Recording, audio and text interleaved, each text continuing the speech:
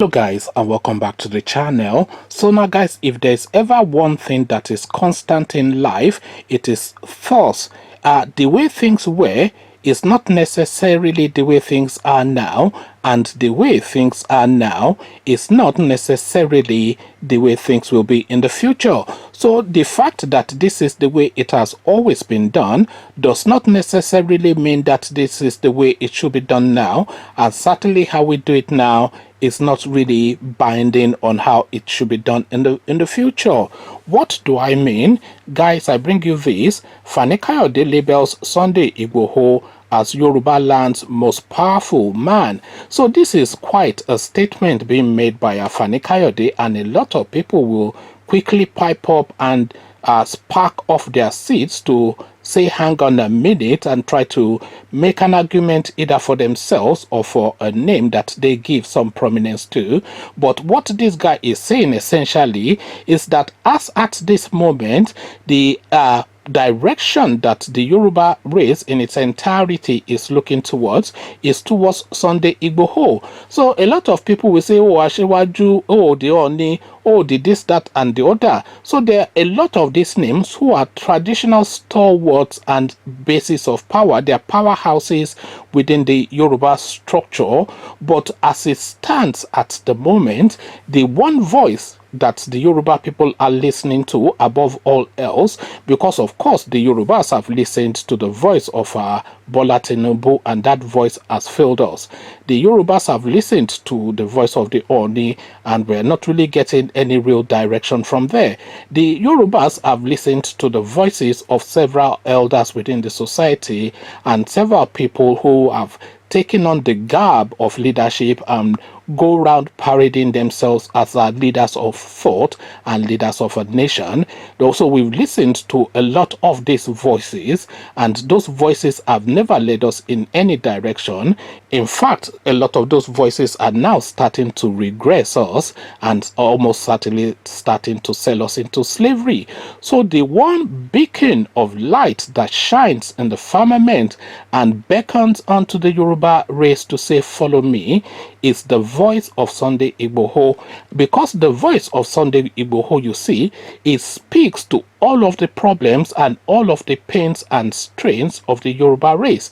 The voice of Sunday Igboho, it speaks to the oppression and repression that the northerners are foisting and pressing down upon the Yoruba people, to the point now that the Yoruba person is not now any longer in full charge of Yoruba land. This is the situation that we find ourselves, and this is the thing that Sunday Igboho is speaking to.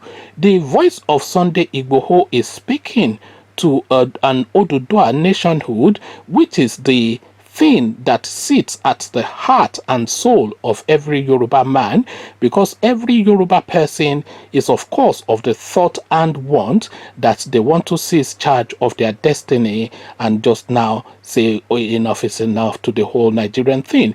So that is the thing that Sunday Igboho speaks to, and Sunday Igboho also speaks to the misuse and abuse of power of the traditional rulers and the political or so-called elites, people who have arrogated and attributed to themselves powers that were not vested within them or vested upon them by the people, but they have hijacked and usurped these powers, and they have used it for their own personal benefit, to the point that Yoruba land now finds itself in the place that Yoruba land finds itself. So these are all of the things that is embodied within the being of Sunday Igboho, and these are exactly the things that is agitating the Yoruba mind at the moment. So Femi Fani-Kayode is indeed right, as again Fani-Kayode labels Sunday Igboho as Yoruba land's most powerful man. So now let's now see now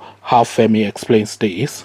The former Minister of Aviation, Femi Fani-Kayode, has described the self-styled Yoruba activist and freedom fighter Sunday Adeyemo, aka Sunday Igboho, as the most powerful Yoruba man in the region at the moment. Fani-Kayode, who has been fraternizing with Igboho and some Yoruba leaders in the last few weeks, said on his Twitter handle on Monday that of all the Yoruba political stalwarts he has met in the last 1 month, the grassroots politician comes out as the most popular, powerful, fearless, and patriotic. The former minister said Igboho is a great, noble, and courageous son of Oduduwa who has captured the hearts and minds of over 60 million Yoruba people across the world. Fani-Kayode wrote, "I will say this once for all to hear. Chief Sunday Adeyemo, aka Sunday Igboho, is by far the most popular and powerful man in southwestern Nigeria today. He has inspired millions and restored the honor and self-respect of the Yoruba nation. He has also proved to doubting Thomases that the sons of Oduduwa are not cowards. His views are simple and clear and is entitled to them. He does not believe in Nigeria but in Oduduwa Republic, and that is his right. We may not all agree with those views, but we will defend his rights to hold them. We may not all accept his methods, but as long as he operates within the law, we have no right to criminalize, demonize, undermine, or stop him. He is not a terrorist, a criminal, or a murderer. He is a law-abiding Nigerian citizen and a businessman who pays his taxes, defends his people, and stands up against dangerous murderers and killers that have come from outside our territory to kill our people. He is not an activist but a freedom fighter, a hero and a liberator of the oppressed, who is opposed to tyranny and mass murder, ethnic cleansing, and enslavement of his people. Unfortunately, there appears to be a well-orchestrated plan and dastardly plot by some identifiable forces and individuals to eliminate him. The attempt to abduct him like a common criminal in the middle of the road whilst he was on his way to a meeting with our revered father, Pa Ayo Adebanjo, just a few days ago by security forces is just one pointer amongst many others to this. They want to silence him at all cost because of what he has been doing, what he believes in, and what he stands for. This must not be allowed to happen. It must not see the light of day. Those behind it must perish the thought, because if it does, there will be dire, far-reaching, and uncontrollable consequences for our entire nation. This is not what I wish for, but it is what I see, and I pray it never comes to pass. Nevertheless, I see and sense it. I perceive it strongly, and it scares and worries me. So this is now Fani-Kayode now endorsing Sunday Igboho. But then, of course, Fani-Kayode is one of those people, is a political prostitute anyway. I think we all know that.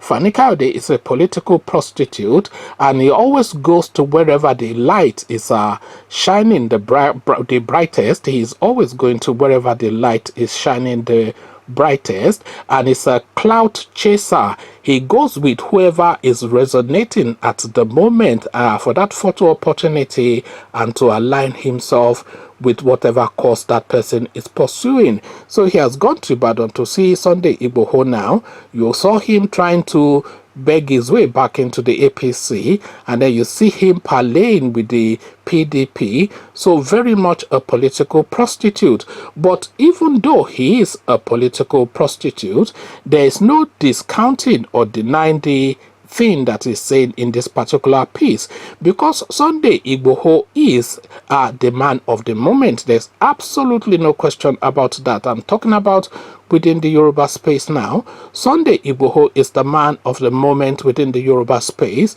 and the reasons I've already anyway explained in detail in the opening monologue. This guy is the representation of that voice that cuts through all the nonsense to speak to directly what the issues are. The issues that the Yorubas are contending with are what this guy has now summed up in simple terms and prescribed a remedy to it, to say this is the way forward. So this is the way forward, and follow me is what Sunday Igboho is saying. And his calling card, of course, was presented at Ibarapa when he went to the heartland of the Fulanis there, and pointedly told their leaders to get out of that land within 7 days, otherwise he would regret it. So when he spoke those words and that video went viral, that voice that was speaking was the voice of Sunday Igboho. The utterances were coming out of his being, but the voice actually was the voice of the entirety of the Yoruba nation. The entirety of the Yoruba nation were the people actually speaking to that Seriki when Sunday Igboho was voicing those thoughts to say to that Seriki in Ibarapa local government area, and by extension all of the Serikis in Yoruba land. And we saw the second stanza in Shasha Market, and we will see another stanza again if these things continue. So with that voice and that singular act, Sunday Igboho has propelled himself into preeminence within the Yoruba space, and he now sits astride the entirety of that structure because the voice that he speaks is the voice of the people. Conversations in the comment section. Fani-Kayode is telling us now that the lead name now in Yoruba land, at least at the moment, is Sunday Igboho. I am not disagreeing with him. I'm not really going to say I fully agree with him, but I certainly agree to a large extent, and I'm willing to present an argument for that thing that has been said by Fani-Kayode. So come share thoughts about all this with me in the comment section. But before you come into the comment section to engage, click on the red subscribe button so it turns gray. The bell button notifies you every time I drop a new video. Click on like as well, because that helps with the YouTube algorithm. So now Sunday Igboho has been prescribed and proclaimed as the numero uno of Yoruba land. What says you? So I'll leave you here. Carry this conversation on with you in the comment section, but here I say peace.